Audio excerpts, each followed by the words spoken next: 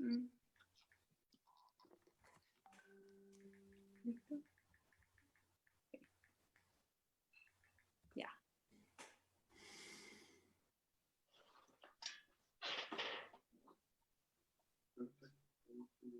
Ya, ahora estamos en vivo. Hola, ¿cómo están? Bueno, esta es mi última de estas entrevistas que hice para el estadio de Psicología y Pandemia.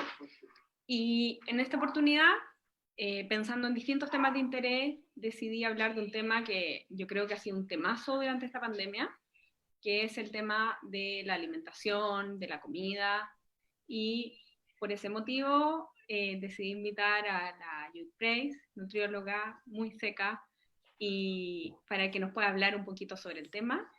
Tal vez, Judith, si quieres presentarte y contarnos quién eres, lo que haces, más allá de la gente que te conoce del estadio, contarnos un poquito de lo que haces, y de ahí yo les contaré por qué decidí invitarte y cuáles son este tema que preocupa tanto en la pandemia, que lo hemos escuchado tanto, que ha sido el aumento del peso, el tema de la comida y cómo han cambiado nuestros hábitos durante este tiempo.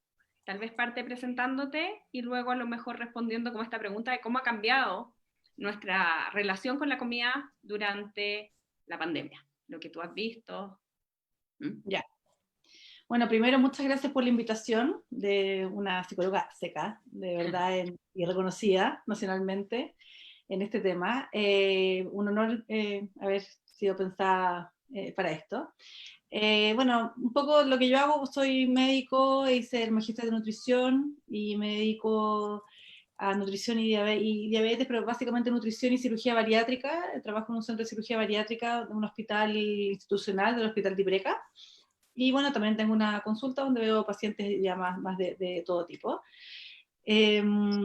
Y bueno, la verdad es que yendo un poco a tu pregunta sobre cómo se ha visto un poco el cambio en la conducta alimentaria de la gente durante la pandemia, la verdad es que se ha visto de todo. Yo te diría que desde un grupo de gente que es menor, sí, pero que ha usado en el fondo este tiempo en la casa para tener un tiempo protegido y cuidar sus hábitos, hasta gente que la verdad es que se ha descompensado desde el punto de vista de su ingesta y se ha refugiado mucho en la comida como vía de, ya sea de escape o de gratificación o de consuelo, o de distintas razones, digamos, que podemos indagar juntas, yo creo, y conversar un poco de lo que hemos visto las dos en la clínica, eh, y que efectivamente ha determinado finalmente como repercusión final cambio en el peso.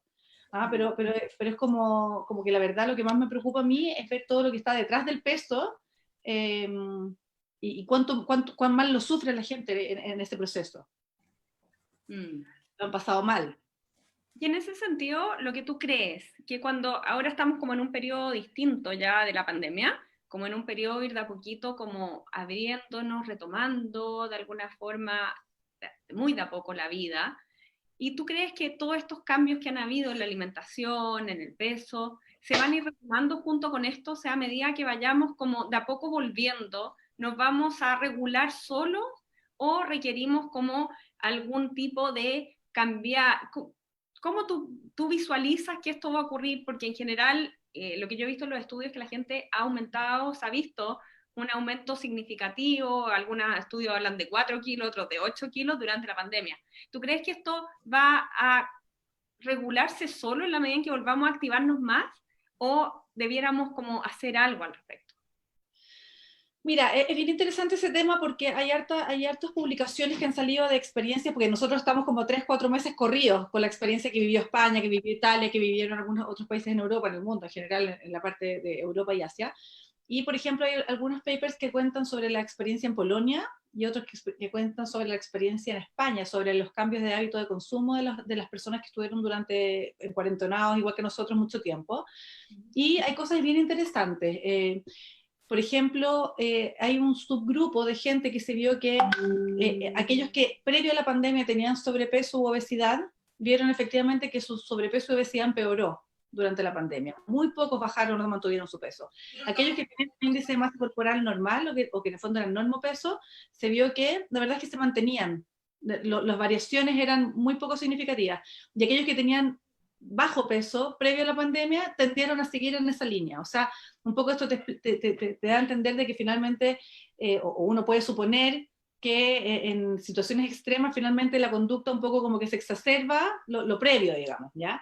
Ahora, y siguiendo un poco tu pregunta sobre en la medida en la que vayamos volviendo a la normalidad, si es que esto va a mejorar, va a cambiar, no va a cambiar, si es que va a mejorar solo o no, la verdad es que yo creo que siguiendo la misma línea del paper que te comentaba, yo creo que justamente aquellas personas que desde antes tenían problemas con el peso, probablemente son las personas que más van a necesitar ayuda, porque el desorden finalmente en los horarios, en las elecciones de la alimentación, en los desórdenes, por ejemplo, en la calidad del sueño, en el nivel de sedentarismo que estuvimos obligados a tener porque estábamos encerrados en las casas, algunos con suerte con patio o sin patio, pero finalmente igual sin el gasto calórico habitual de una persona, no necesariamente que hace ejercicio, sino el solo hecho de salir de tu casa, tomar una micro, bajarte en un paradero, irte a un metro, subir escalera, bajar escalera, ya ese factor es un factor que te permite aumentar tu gasto calórico y eso ya eso lo tenemos disminuido. Ni siquiera contemos los que iban al gimnasio o salían a trotar, o etcétera, que eso obviamente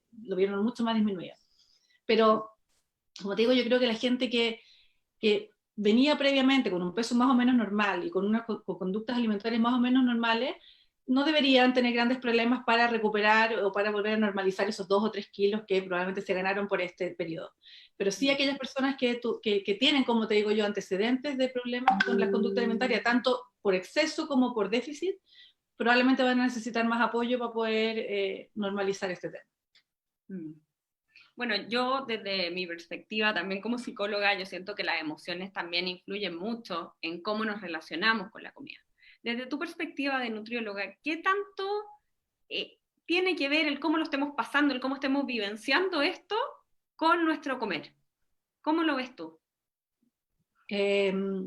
Bueno, mira, en términos tú dices como del estrés de haber estado encerrados, como Claro, de... el estrés, todo lo que genera esta situación también de incertidumbre, como todas las preocupaciones que evidentemente tenemos, lo hemos hablado como yo en las otras entrevistas, con nuestros hijos, con las pegas de los maridos, con nuestros propios trabajos, toda la incertidumbre también a nivel nacional que estamos teniendo de qué va a pasar después. ¿Cómo afecta toda esta situación como emocional en nuestra ingesta?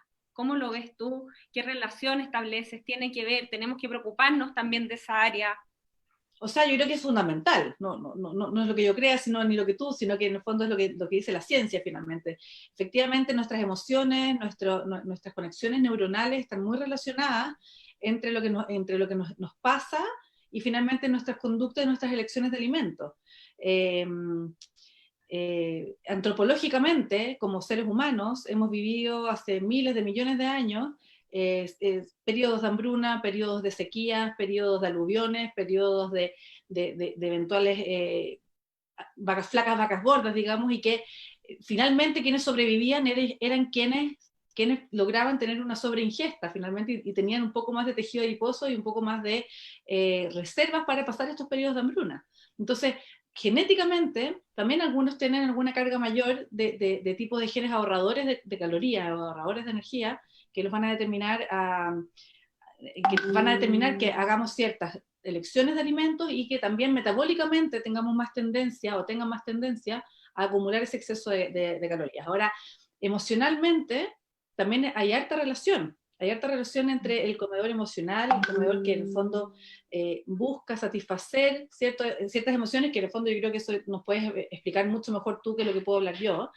Y efectivamente es algo que uno tiene que indagar súper alto en la consulta. O sea, a mí me pasa mucho y bueno, dentro de la anamnesis que uno hace alimentaria, siempre aparece, bueno, sí, en realidad a los 15 años empecé a subir de peso y uno empieza, bueno, ¿y qué pasó a los 15 años? No sé qué. Ah, bueno, se separaron mis papás, repetí en el colegio, me hacían bullying. Y hay un tema siempre emocional, o casi siempre emocional subyacente, que finalmente es súper importante tratar de detectar. ¿Y afecta esto emocional el metabolismo? Es que esa otra pregunta que también quería hablar contigo, como que todos hablan de esto del tema del metabolismo. ¿cierto? Que hay gente que tiene el metabolismo más rápido, gente que tiene más lento, personas que dicen yo como lo mismo que mi hermana o como lo mismo que no sé quién, y por qué no tienen las mismas consecuencias. ¿De qué esto del metabolismo es genético? Depende, ¿de qué factores depende a propósito de esto mismo? De cuánto uno come, si se acelera, si se lentece. ¿Cómo se puede cambiar el metabolismo o estamos fritos con el metabolismo? ¿Qué se hace con eso? No sé si me desvío un poco del tema, Sí, pero no, justo me sí, surgió a partir de lo que sí. estabas diciendo. Sí, mira, a ver, el metabolismo, que es como una caja de Pandora en la que uno dice, bueno, uno come, pasa algo que uno no entiende mucho qué, y algunos suben, otros se mantienen, otros bajan, y algunos comen lo mismo, y entra a esta caja de Pandora y uno no sabe qué va a pasar después. Como, este metabolismo en el fondo es a lo que se refiere básicamente es al gasto, al requerimiento de calorías para echar a andar la máquina de nuestro cuerpo, ¿ok? Y nuestro cuerpo está funcionando 24 horas, 7 días de la semana, todas nuestras vidas, porque tiene un corazón que late, tiene pulmones que respiran, etc. Este metabolismo se puede ver determinado por múltiples factores. Como tú bien decías, efectivamente tiene factores genéticos, pero uno diría, bueno, entonces si es por eso una hermana que tiene sobrepeso y la otra hermana que es normopeso, y ¿por qué si tienen la misma genética? Bueno, porque ahí también empiezan entran en la ecuación, digamos, cosas genéticas, factores ambientales. Hoy se ha visto que la microbiota intestinal, que las bacterias que habitan en nuestro intestino tienen una relación súper importante en la generación de energía por los nocitos, las bacterias del colon principalmente. Eh, hay factores hormonales, hay fármacos que, por ejemplo, muchos pacientes toman y que no tienen idea que les hace subir de peso. Se ha responsabilizado algunos tipos de virus, el adenovirus 37 es un tipo de infección viral que puede determinar aumento del peso corporal. Hay, bueno, trastornos del ánimo, trastornos de la esfera neuropsiquiátrica que están súper relacionados.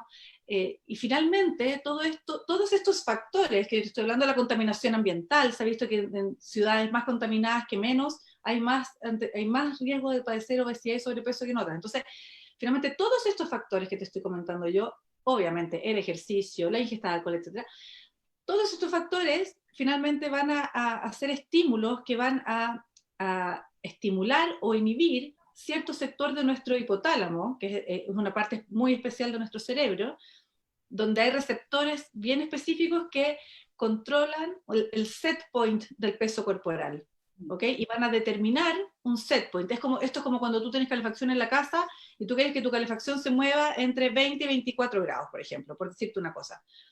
Y si en el fondo está sobre 24, la calefacción empieza a funcionar, o se apaga, perdón, para poder bajar la temperatura, y viceversa. Si baja, la calefacción empieza a funcionar. Eso mismo pasa un poco con el cuerpo humano, y esto se empieza a determinar incluso antes de nacer. O sea, se ha visto que, por ejemplo, madres que tienen sobrepeso u obesidad, o incluso que tuvieron sobrepeso u obesidad antes de quedar embarazadas incluso,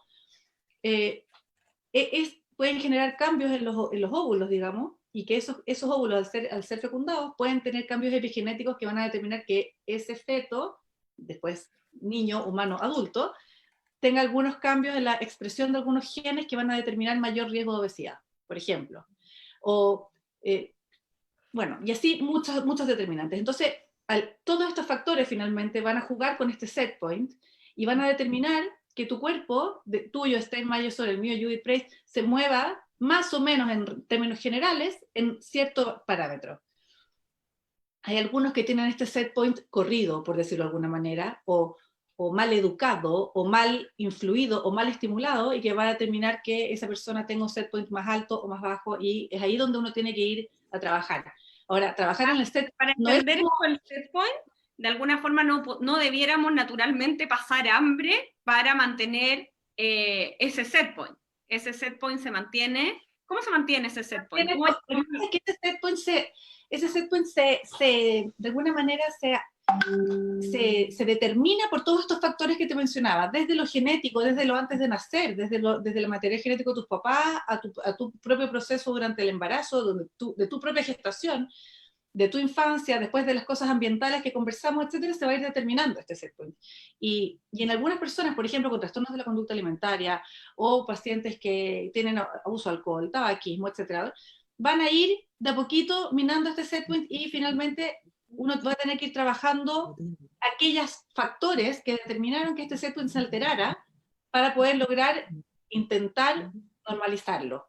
Y eso puede ser por medio de fármacos, eso puede ser por medio de psicoterapia, puede ser por ambas, puede ser por medio de cirugía bariátrica, o puede ser por cirugía bariátrica, fármacos y psicoterapia, ambas todas juntas, digamos. Entonces, porque finalmente es tan multifactorial esto, que se ha visto que en pacientes con obesidad severa, sobre todo, no hay un solo tratamiento que funcione solo, porque es muy complejo el manejo de esta enfermedad. Es muy multifactorial. Entonces, es lo que yo le trato de explicar a los pacientes en general, que finalmente esto es una enfermedad crónica, el tema del exceso de peso corporal. Y no es un antibiótico para una neumonía o un paracetamol para la fiebre, sino que es algo con lo que lamentablemente hay que ir evaluando en cada etapa de la vida, porque cada etapa de la vida va a ir determinando y va a ir estimulando este set point y vamos a tener que ir jugando a bajarlo permanentemente. Y volviendo como al tema de las emociones, yo generalmente como abordo el tema del comer emocional, generalmente como que lo abordo en 3 dimensiones. Uno tiene que ver con ver de alguna forma, cuando uno, primero es como comer en los horarios, ¿cierto? Entonces uno dice, si uno come en los horarios, todo esto que va entre medio, ya no es hambre, lo más probable es que sea aburrimiento, que sea ansiedad, que sean otras cosas, ¿cierto? También por otro lado, bueno, está todo lo que está como debajo de que son otras problemáticas que nos llevan a, entonces ocupo, o los distractores, trabajar este tema que está por debajo, pero lo otro que digo es el campo de la nutrióloga, que sería el qué comer en cada horario para decir, lo que no estoy comiendo ahí sería como el comer emocional.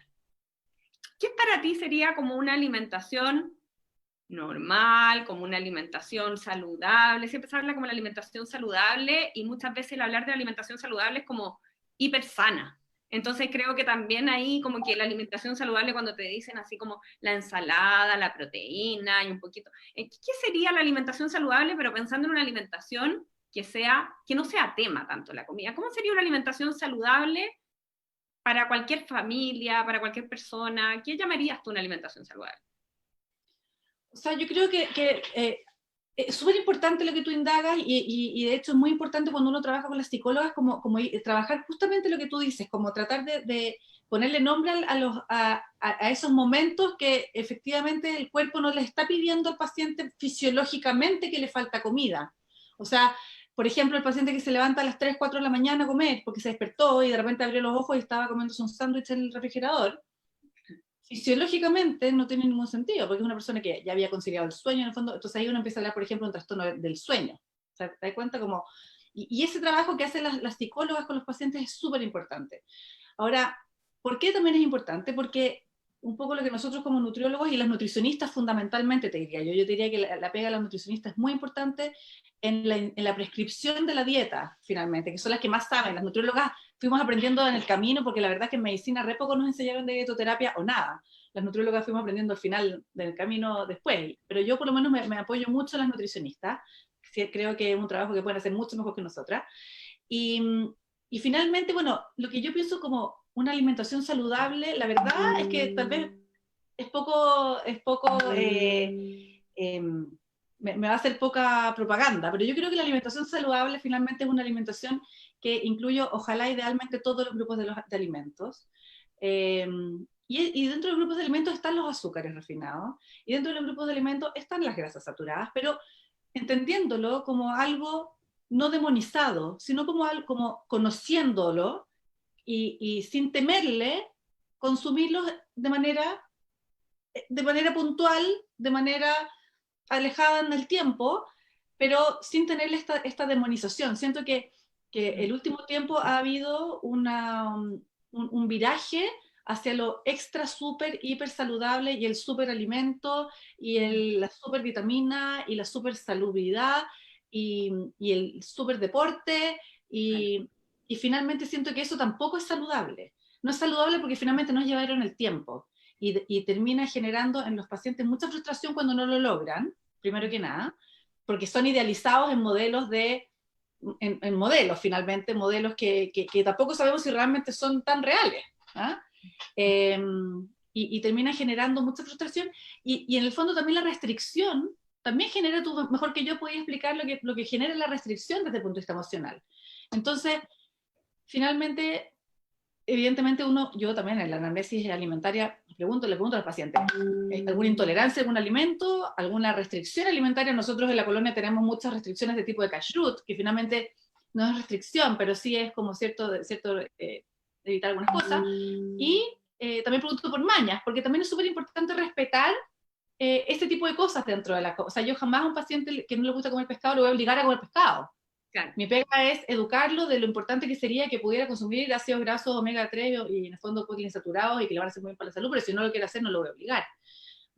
Finalmente, la dieta saludable o una alimentación saludable es algo que primero que nada no te va a hacer daño, bajo ningún punto de vista, ni emocional, ni psicológico, ni físico. En segundo lugar, que sea llevadero en el tiempo.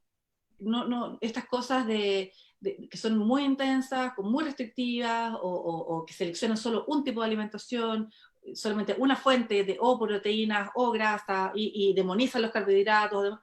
Creo que no me parecen saludables porque no son llevaderas en el tiempo y porque finalmente también determinan déficit de micronutrientes, de estas que son muy A seleccionadas. propósito de esto mismo, porque obviamente hablamos de que hay una ganancia de peso en general, se ha visto durante la pandemia, entonces la gente, una tendencia que se ha visto, bueno, nosotros hemos visto cómo ha aumentado la consulta en todo lo que es comer emocional, en lo que es la nutricionista, nutrióloga, la gente quiere volver, quiere también recuperar su peso, y ahí, bueno, viene la clásica pregunta que yo sé más o menos cuál es la respuesta, pero ¿cómo se hace? O sea, ¿qué piensas de las dietas?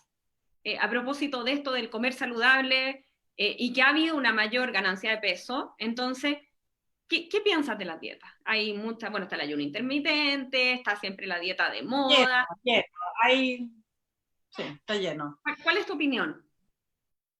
A ver, mi opinión de la dieta como dieta, a ver, depende. Pues si tengo un paciente que viene, una paciente me dice, me caso en un mes más, y ¿Ya? tiene que bajar 5 kilos, claro, es una cuestión puntual, es una meta puntual, es algo especial, y en el fondo ahí uno empatiza y apoya, pero se educa también dando a entender de que probablemente una restricción severa por 3, 4, 5 semanas, 2 meses, de seguro le va a generar un efecto de rebote por esto que te explicaba de set point, porque el set point siempre le va a Claro. llevar a querer volver a recuperar su peso, porque es una manera de defenderse también. Cuando uno baja de peso abruptamente, para el cuerpo es como que, oye, ¿qué me estás diciendo? ¿Te querés morir? ¿Qué quieres hacer? Es una manera de protegerse, no perder peso corporal. Entonces, por eso uno tiene que ir muy de a poco reeducando este tema. Entonces, por eso la dieta y como algo momentáneo no tiene sentido. No tiene sentido por lo que te explicaba al principio en relación al metabolismo. Si uno quiere realmente generar un cambio en el peso corporal, y que yo creo que sería súper bueno que lo comentáramos después también, que el peso también es un parámetro súper, bueno, lo vamos a hablar yo creo, pero que el peso no dice todo, dice muy poco finalmente. Claro. Más nos dice la composición corporal, más nos dice lo que siente, cómo se siente consigo mismo, cómo se siente con su imagen corporal, pero eso lo podemos hablar después. Así que, pero como dieta, así como yo hice una dieta de un mes y me sirvió o no me sirvió, la verdad es que en el fondo no sirve. No, yo prefiero educar a los pacientes en términos de qué es lo que, primero que nada, de que aprendan a conocer su propio cuerpo, en términos de qué es lo que les gusta, qué es lo que no les gusta, cuáles son los horarios los que tienen más apetito, los que tienen menos apetito, eh, con qué cosas sienten que, por ejemplo, su tránsito intestinal es mejor o peor. Hay pacientes que me dicen, mira, ¿sabes qué? Estoy con dolor de guata, estoy con esto otro, y en realidad es un proceso de conocerse, de el poder alimentarse correctamente. Mm. Eh, Ahí me y entra una duda también porque yo siempre digo, y algo tal vez desde la psicología, de la importancia que es, por ejemplo, comer en familia, que todos coman lo mismo, que no haya, pero también está aquí esta particularidad que tiene cada uno. Entonces, ¿cómo lo hacemos para compatibilizar esas dos cosas? Porque también sabemos lo importante que es poder comer como igual que todos, pero también están estas diferencias individuales. ¿Cómo, de alguna forma, compatibilizamos esas dos cosas?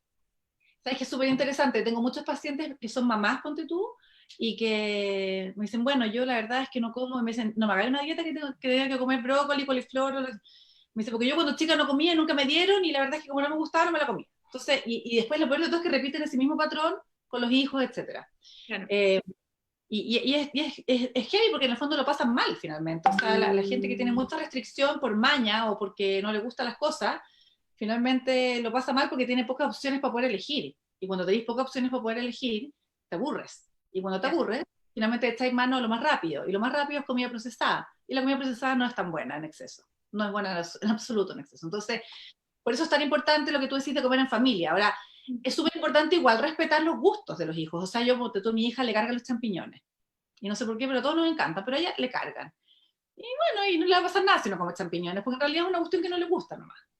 Eh, y yo creo que es importante porque además le permite también a ella saber dónde está, poner un límite también, hasta dónde, y que yo se lo respete, que yo no lo obligue. O sea, en términos de los niños, por ejemplo, es súper importante que uno les pone la comida, o lo que yo le recomiendo a las familias, a las mamás, a los papás, es que finalmente la elección de la comida es de los papás. Mm. La elección de cuánto comen es de los hijos.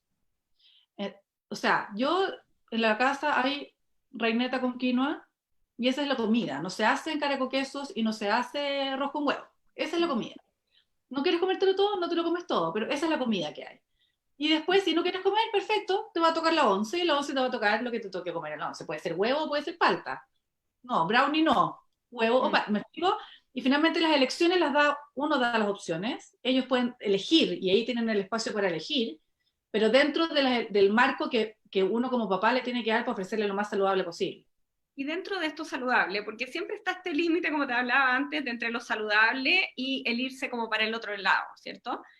En una casa tiene que haber de todo en la despensa, está bien tener papas fritas, Nutella, tener de todo, o tenemos que tratar de a lo mejor eso que se coma afuera y en la casa tener, no sé, más barritas de cereal o más cosas así como, ¿qué tiene que tener acceso un niño? Está bien que coma más como libremente y tener comida más procesada y tener todo eso en la casa, porque así es, o sea, nosotros cuando éramos chicos como que se comía de todo y ahora está como esto mucho más de esta cosa más saludable y comíamos una negrita, comíamos un Super 8, ya, esto eran cosas que habían.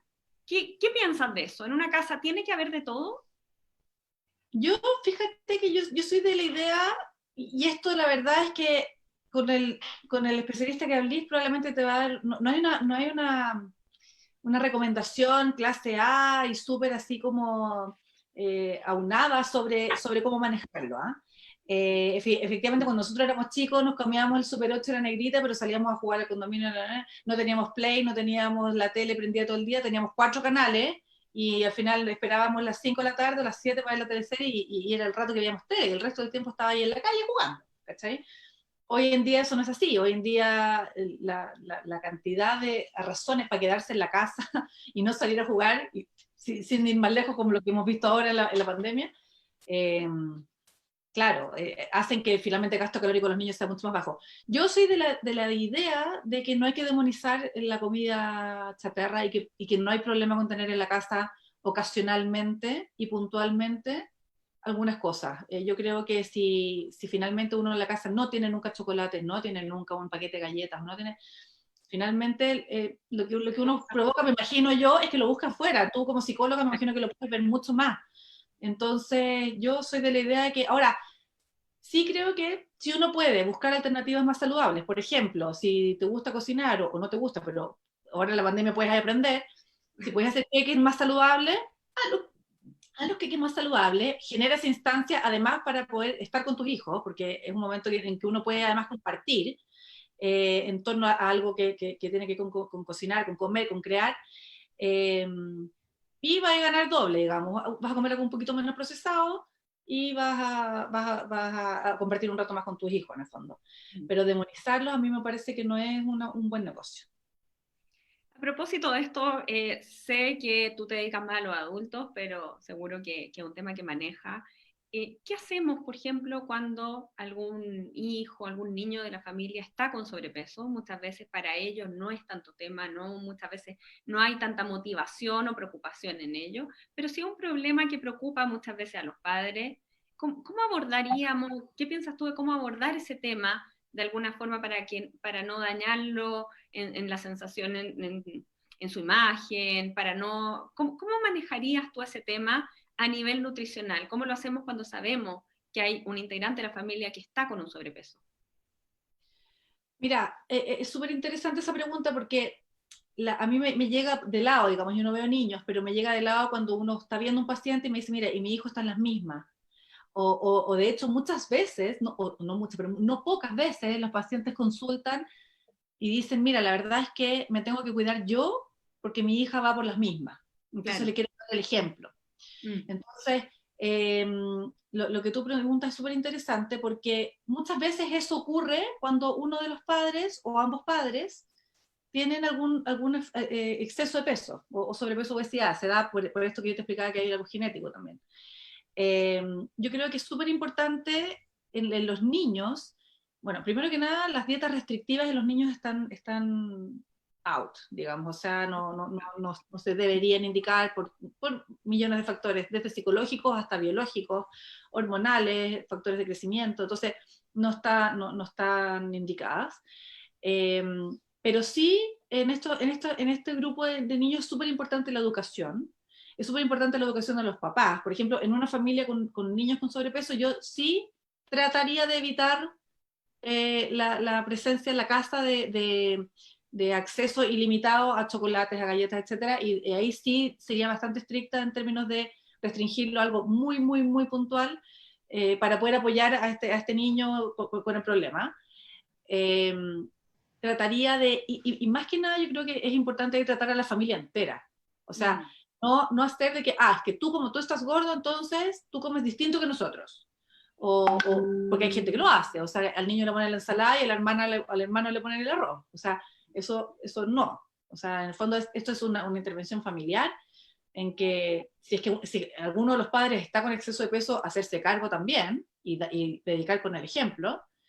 Eh, y también yendo más que nada a que finalmente esto es un tema de salud, o sea, y no de autoestima, aunque sabemos que los adolescentes y los niños se va generando un tema de imagen corporal, Mm. de autocuidado, etcétera, pero yo creo que es importante intervenir la familia entera, hacer que todos se suban al mismo carro de finalmente de buscar una vida saludable, de que todos salgan a caminar, de que todos traten de comer saludable, porque finalmente es la mejor manera para poder ayudar al hijo que está con ese problema, Mm. sin sindicarlo con el dedo y hacerlo sentirse solo o culpable o sin fuerza de voluntad, porque es súper interesante esto que, no sé si a ti te pasa, que los pacientes muchos se frustran porque sienten que esto es un tema de voluntad y que no son capaces.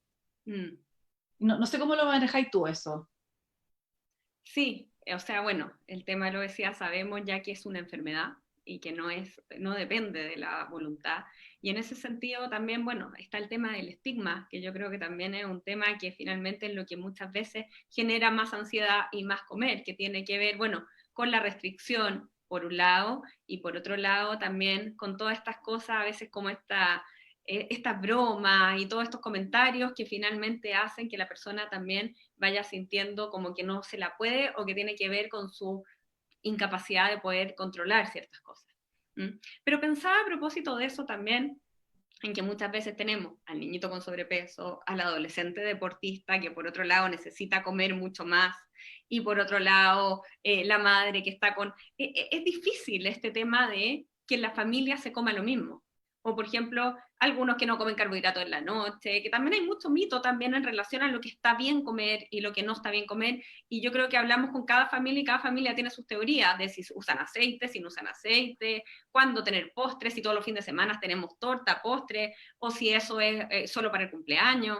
Entonces, ¿cómo logramos también esta diferencia, como te decía antes, en estos distintos requerimientos para cada uno de los miembros de la familia y con este mismo menú? Sí, o sea, mira, lo que pasa es que yo creo que es difícil, pero es más fácil de lo que uno piensa, ¿ya? O sea, yo creo que aquí es importante que el papá y la mamá son los que mandan. Mm. O sea, yo creo que eso es súper importante, porque finalmente eso pone un límite también. O sea, los niños no, o sea, si nosotros escucháramos siempre todo lo que quieren los niños, comerían nugget todos los días o comerían hamburguesa todos los días.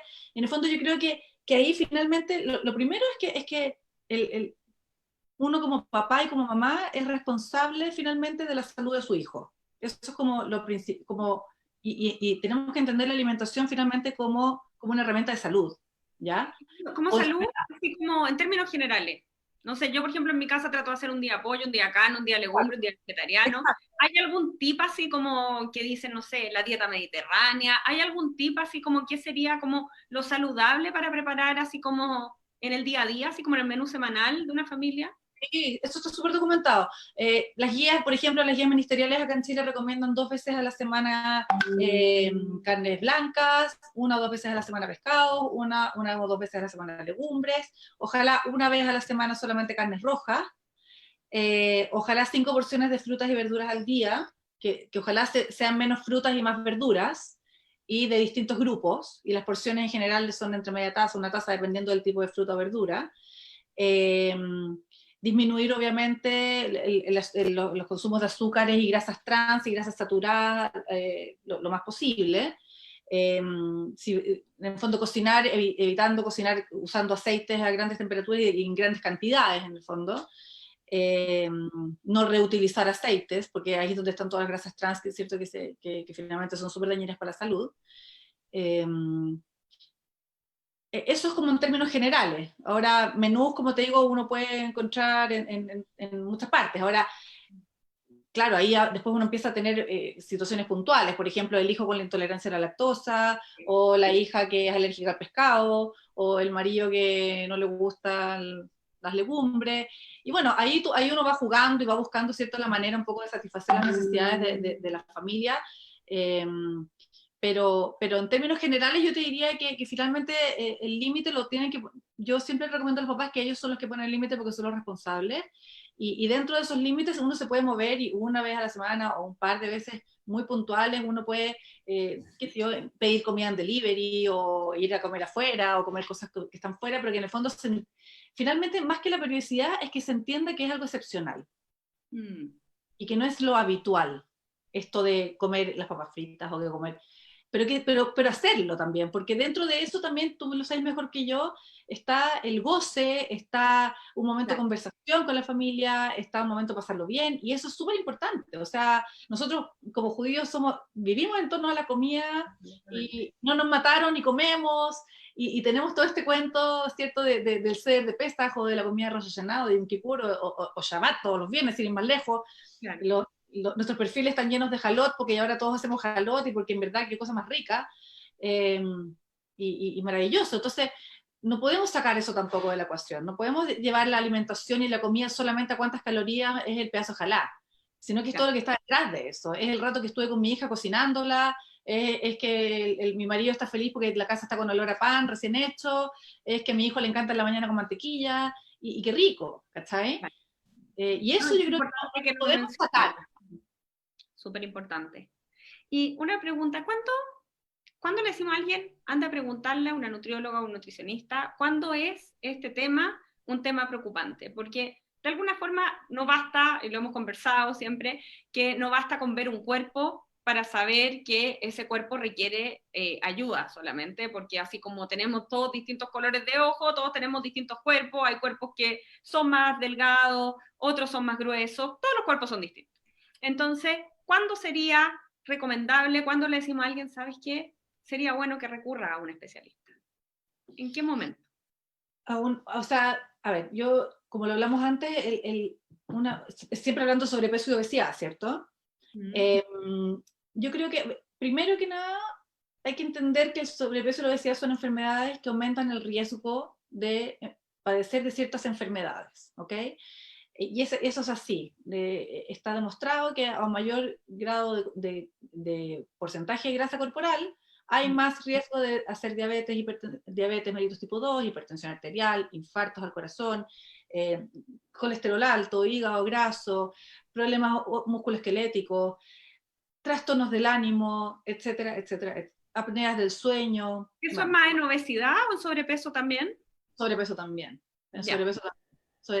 Nuestra población es una población que desde ya un IMC 26-27 se ha visto en las encuestas nacionales de salud que ya empiezan a presentar bajas en el HDL, aumentos en los triglicéridos, aumentos en la circunferencia de cintura. Entonces, ya desde el sobrepeso uno puede ir pesquisando daños del órgano blanco. Ahora, hay un sistema que se está empezando a ocupar ahora, en los últimos 10 años, que ya no es centrado en el peso, sino que es centrado finalmente en el daño de otros órganos, en la funcionalidad del paciente y en la emocionalidad del paciente. Entonces, ya es independiente de cuánto peso, yendo a tu pregunta, ¿cuándo tiene que consultar? Uno es mejor que va preguntando estas otras cosas. O sea, primero, ¿cómo te sientes tú con tu propio cuerpo? En términos de, antes hacías cosas que ahora, por ejemplo, te cuesta más hacer.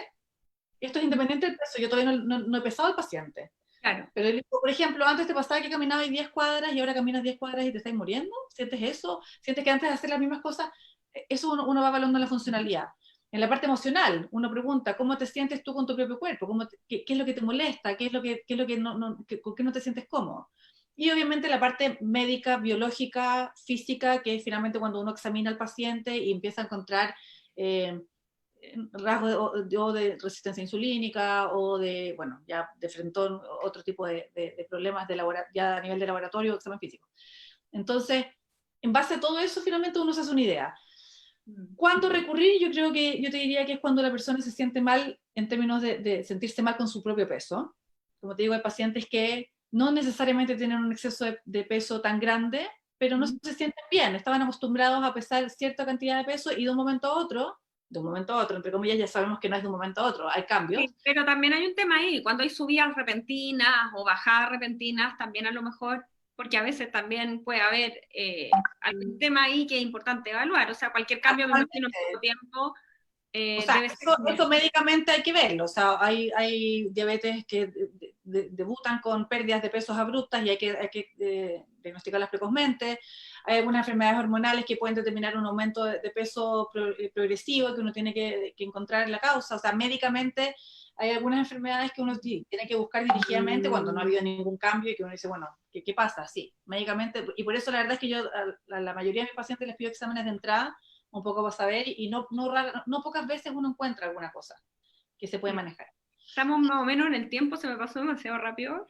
Te quería hacer Ando. otras preguntas y se me quedaron, pero, por ejemplo, ¿cuándo tú le aconsejas a alguien, cuándo dan medicamento? ¿En qué situaciones? ¿En qué situaciones se requiere medicamento para regular este tema del peso? Porque también vemos que hay harto abuso de ese tema también. Exactamente.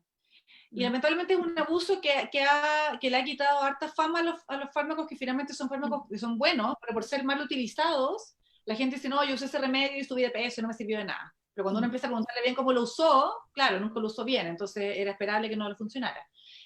¿Cuándo yo recomiendo fármacos? Recomiendo fármacos cuando el primer approach en el cambio del estilo de vida, en la parte de la educación, no logramos cambios reales y cuando en realidad es muy evidente que este set point está muy alterado y que el paciente tiene pérdida como de la sensación de apetito y de saciedad. O sea, cuando el apetito es muy superior a lo que uno fisiológicamente esperaría que tuviera, eso uno lo va explorando en la entrevista, digamos, o cuando no siente saciedad, cuando un paciente necesita 2, 3 platos de comida o grandes cantidades de comida, es porque ahí hay un problema a nivel de señalizaciones y que necesitamos apoyar con ¿Eso algún se fármaco. regula con los medicamentos o después el efecto rebote, que también uno escucha mucho, que da susto, es dejar los medicamentos y esto vuelve a desregularse?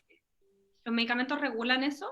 Los medicamentos regulan eso. Hay muchos medicamentos que uno tiene que ocupar por mucho tiempo. O sea, este cambio del set point y este cambio de la reeducación del apetito y la saciedad no es de un día para otro, no es un mes, no son 2 meses. O sea, yo les digo a los pacientes que los fármacos son mínimo 4 a 6 meses o incluso más. Y hay veces que el uso es crónico y uno puede ir teniendo ventanas de no usarlos y después volver a usarlos, considerando que la obesidad y el sobrepeso finalmente son enfermedades crónicas. Esto es como tú tenés un paciente hipertenso. No se te ocurriría suspenderle el remedio para la presión para ver si se le mejora la hipertensión, ¿cierto? Sino que uno lo mantiene el remedio y lo va ajustando dependiendo de los requerimientos. Finalmente en obesidad pasa algo parecido. Y uno tiene que estar más o menos encima y ir jugando con los fármacos.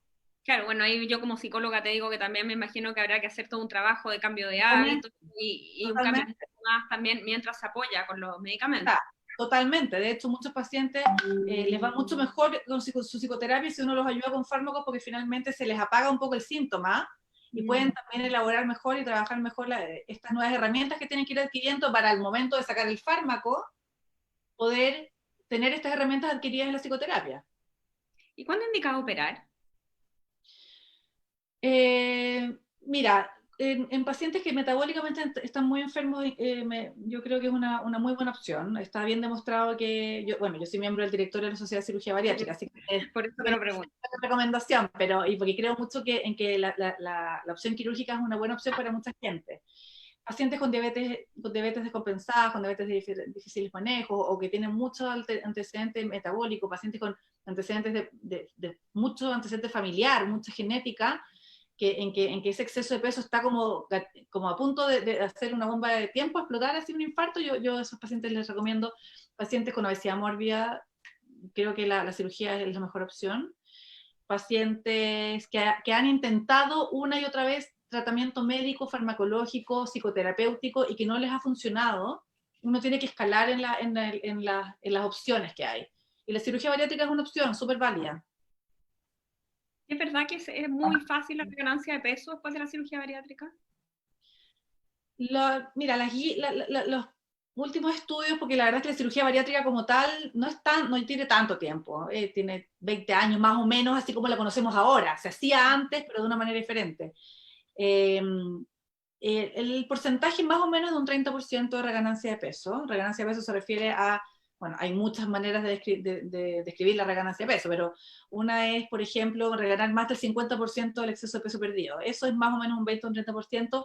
Es más frecuente en algunas técnicas quirúrgicas que en otras.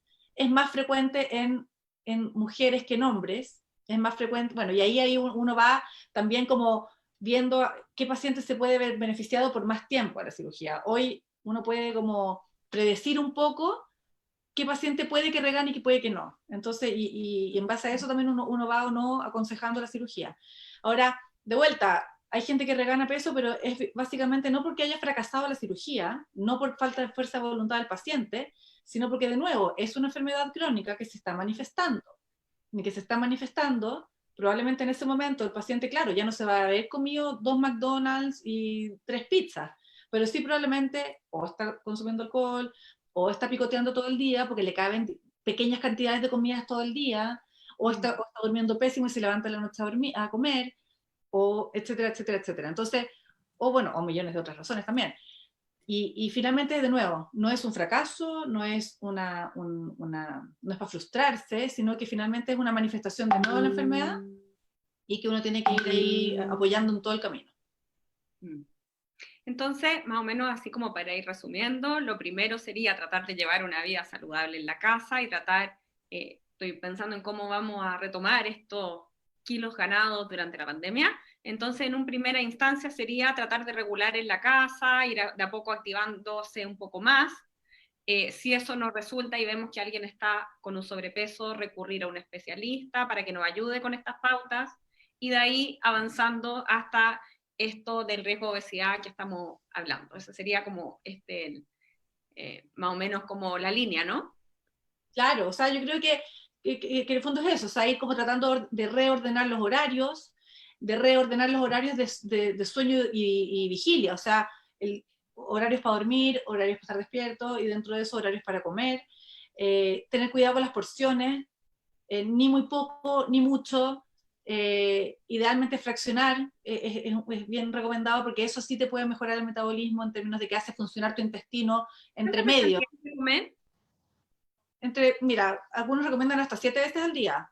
Yo recomiendo entre 5 y 6, con snacks chicos entre medio de frutos secos o cosas proteicas. Cuidar las porciones, cuidar los horarios, cuidar los sueños. Yo creo que esas 3 cosas son súper importantes. Aumentar la actividad física, o sea, volver a hacer lo que hacíamos antes, de salir, de caminar, si podíamos volver a subir escaleras, bajar escaleras, movernos hay un concepto que es el Non-Exercise Activity Thermogenesis, que es súper importante, que en el fondo es la termogénesis y el gasto calórico no basado en el ejercicio, sino que basado en la actividad diaria. De hacer las cosas, de barrer, de levantar el mueble para sacar los juguetes de los niños. Eso aumenta el metabolismo, ¿no? eso aumenta el metabolismo y es súper importante. Y es súper importante y está, es muy, muy importante ese tipo de actividad física. Se ha visto que incluso más que ir al gimnasio 3 veces a la semana.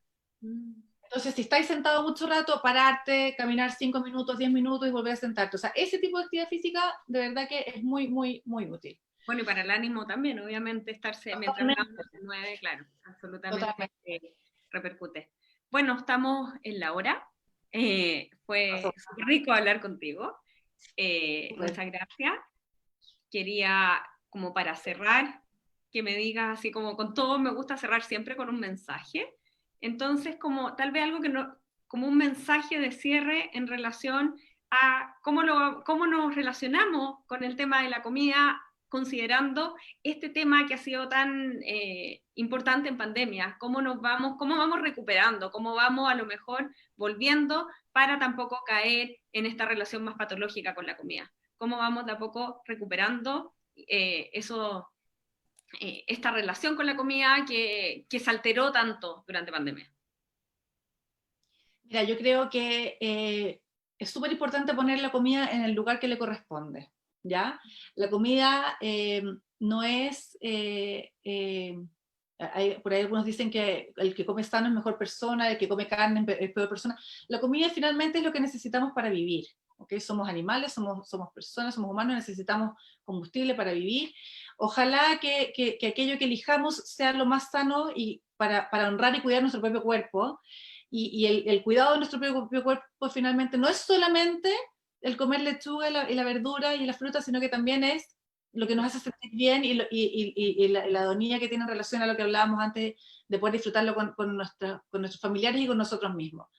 Yo creo que si somos capaces de poner a nuestra alimentación en ese lugar, en algo que nos alimente el cuerpo y el alma, vamos a lograr tener una relación mucho más saludable, mucho menos temerosa, mucho menos culposa y finalmente mucho más nutritiva.